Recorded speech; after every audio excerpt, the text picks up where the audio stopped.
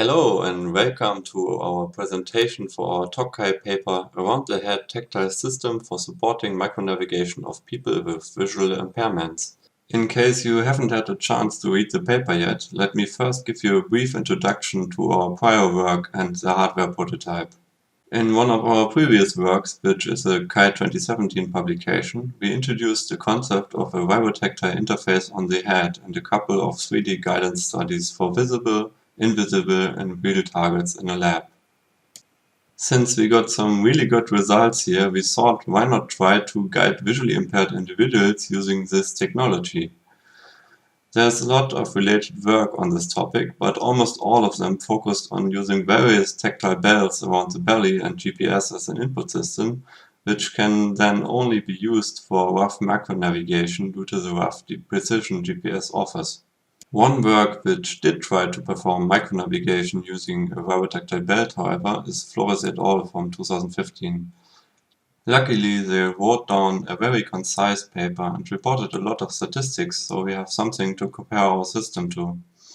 The most important number to keep in mind is the average deviation to the optimal path of 49 centimeters. So, can we do better? Yes, in fact, so much better that we were able to build an obstacle course, including several narrow pathways and even including a two-step stairs, while Flores et al. Conducted their study in an empty room. Even in our preliminary tests, we scored accuracies of better than 15 centimeters average deviation to the optimal path, and by the time of our final experiment, we had optimized the system so much that our participants only diverged an average of 5.7 centimeters from the optimal path, and this even includes a 1.9 centimeter systematic error that may be improved by a per-user calibration. We will now show some video footage of our experiment. We only chose to include videos from participant 3 as he walked through the obstacle course very courageously and safely, so we felt safe enough to only have one of us potentially assisting him should he run into something. Some of the other participants also navigated very safely, but we did not dare to take videos of them due to their age and the risk of falling or on the stairs, or because they liked to chat and were thus distracted too often from the task at hand.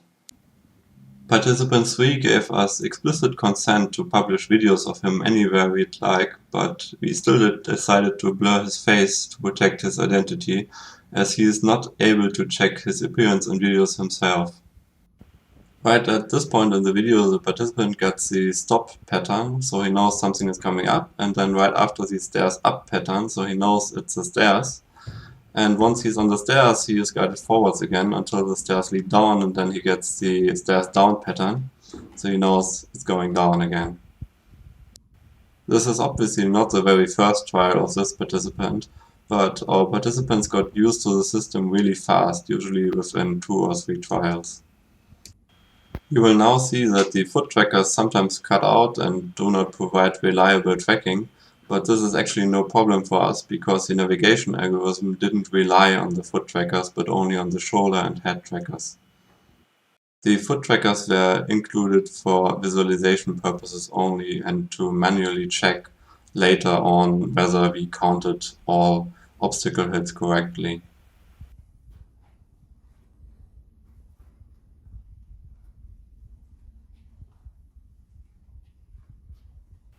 I should mention that the red line in the right part of the visualization is actually the average of the shoulder trackers.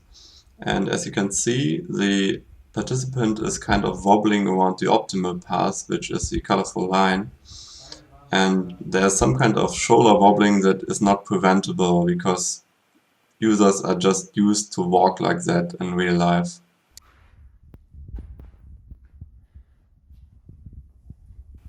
Way 3 and 3R are our longest ways at 27.5 meters, so it took about 85 seconds for this participant to reach the end.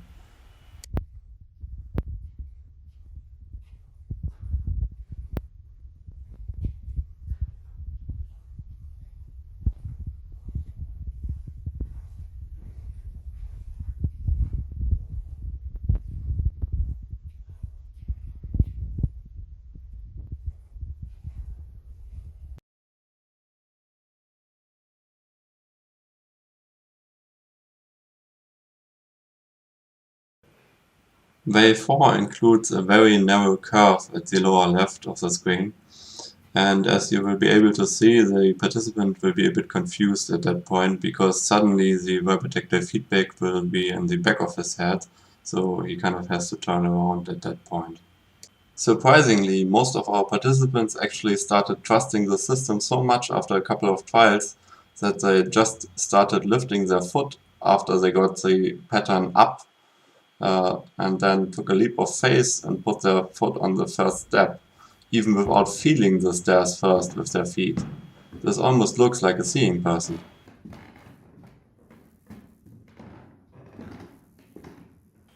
In the upcoming scene you can see participant 3's only obstacle hit in the entire study, where he reacted a bit too slow to the tactile signal but was still about to turn into the correct orientation.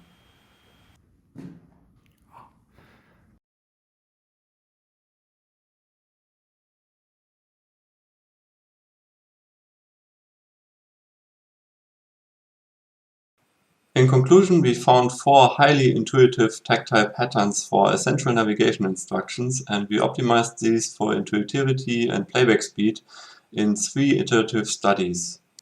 We then went ahead and used these tactile patterns together with a continuous guidance stimulus from prior work in order to steer participants through an obstacle course in another 2 iterative studies.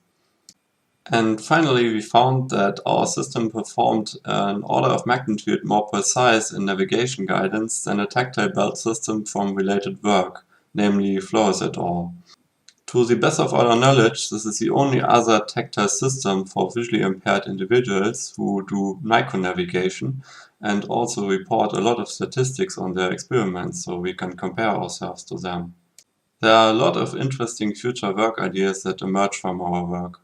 First, you can try to combine our system with a suitable in- and outdoor tracking system, such as Google AR Core or Apple AR Kit, once they are mature enough. And then you can also try to identify moving obstacles and automatically steer the user around them, or at least provide warnings. Another interesting research direction would be to research how accurate micronavigation systems actually need to be for different kinds of scenarios and social situations. For example, in a large open area, it doesn't need to be as precise as in a coffee shop. And finally, this kind of very precise tactile guidance is not limited to just visually impaired users.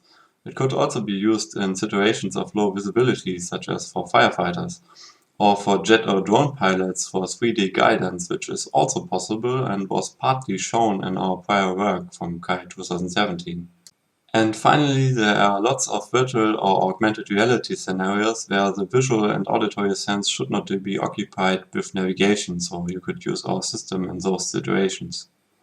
So, thanks for watching, and if you want to contact me for any additional questions or comments, please use my email address, or you can visit me on my website at www.kaul.me, and you can also find additional contact information and social media over there.